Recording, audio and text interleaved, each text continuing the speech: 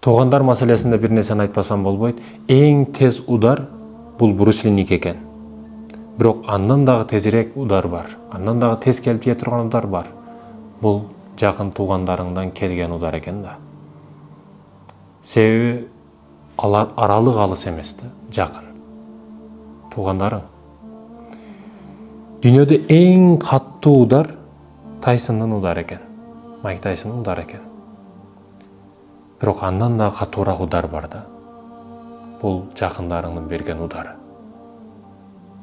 Себеби алар кайерге урушту билет да. Жакын тууганың да себеби. Ишенесиң аларга. Көп нерсени айткансың. Алар көп нерсени сен тууралуу билип калган. Кайерге урганды билет. Ошондуктан аларды Тайсондон дагы, Брюс Линикинен дагы катуураак дейт экен. Сени сатып кете тургандар сен алдыңда жүрөт. Эң жакын адамың болуп жүрөт. Жакын туугандарыңа, жакындарыңа, алдыңдагыларга маани бер.